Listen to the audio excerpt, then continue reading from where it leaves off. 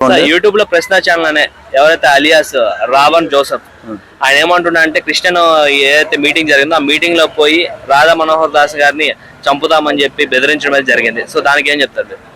రాధా మనోహర్ దాసుని చంపుదామని కాదు, అక్కడ వాళ్ళు మీటింగ్ పెట్టింది దళిత క్రైస్తవుల ఐక్యత సభ.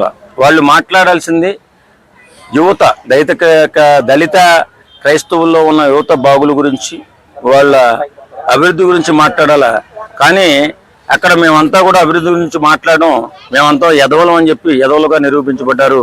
అక్కడ జోసెఫ్ కానీ, అలాగే శ్రవణ్ కుమార్ వాడెవడో జడ్జి చదివాడంట. నేనైతే ఎక్కడ వెళ్ళా.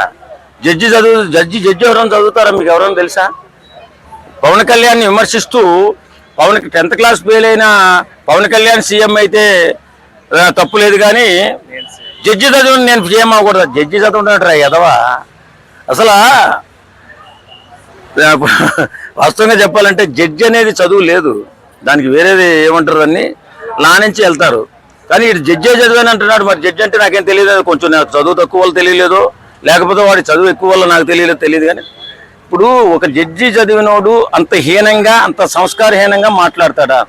జడ్జిగా చేసినటువంటి ఎవరైనా కానీ ఎవరైనా అంత సంస్కారహీనంగా మాట్లాడతాడా?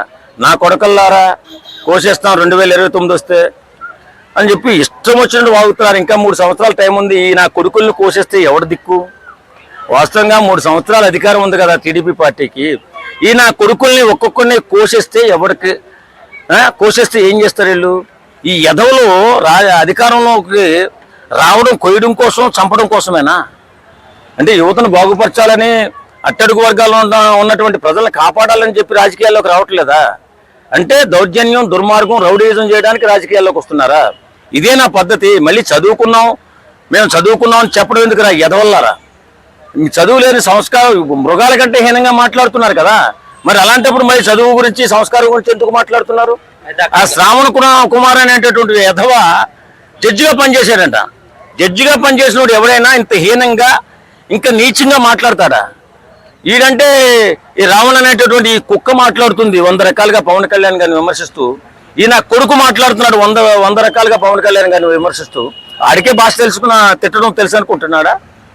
చెప్పు దగ్గర దాకా కొట్టి నా కొడుకుని రోడ్డు మీద ఈడ్చుకెళ్తారు. అయితే ఆ సభలో గలీజ్ మాటలు తిడుతూ ఇవన్నీ చేస్తూ కూడాను పవన్ కళ్యాణ్ దగ్గర నేను నేర్చుకున్నా ఎట్లాంటిది వాయిస్ అంటే ఇట్లా తిట్టడం అని చెప్పేసి. అవును, నేను జోసెఫ్ దగ్గరే నేర్చుకున్నా.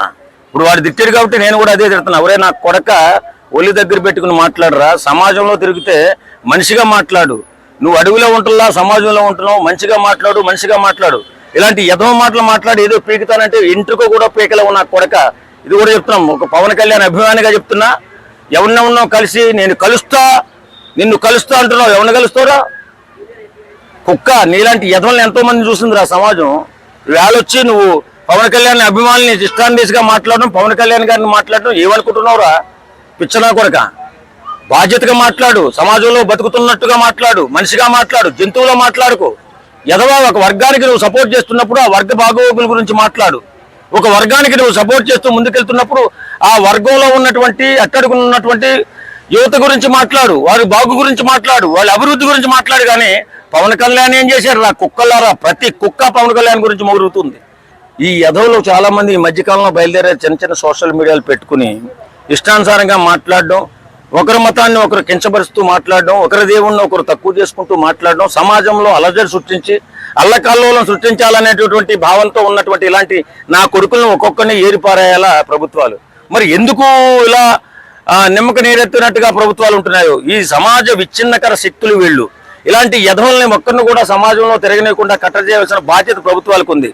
ఒక మతంపై ఒక మతం విషం చిమ్మడం, ఒక కులంపై ఒకడు విషం చిమ్మడం, ఇలా జరిగిపోతూ పోతుంది సోషల్ మీడియాలో కంట్రోల్ అంటూ లేకుండా. కాబట్టి నేనేమంటానంటే ఇలాంటి నికృష్టమైనటువంటి భావజాలం ఉన్నటువంటి యదవుల్ని కంట్రోల్ చేయవలసిన అవసరం ఎంతైనా ఉంది.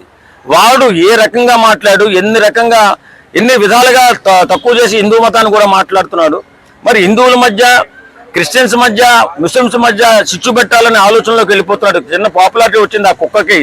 సోషల్ మీడియా ఒక ప్లాట్ఫామ్ వచ్చిన తర్వాత అలాంటి కుక్కలందరికీ కూడా కొంచెం పాపులారిటీ వచ్చింది. ఆ పాపులారిటీతో విర్రవీగిపోతున్నారు. ఖచ్చితంగా వీళ్ళని కంట్రోల్ చేయాల్సిన బాధ్యత ప్రభుత్వం తీసుకోవాలా. ఇలాంటి నికృష్ట దరిద్రగొట్టి యధవులందరినీ కూడా సమాజం నుంచి కొంచెం దూరంగా జైళ్లలో పంపించి వాళ్ళకి తగిన బుద్ధి చెప్పి సమాజంలో మార్పు వచ్చే విధంగా వాళ్ళు మారే విధంగా తయారు చేయాలని పోలీసు వారిని కోరుకుంటున్నాం.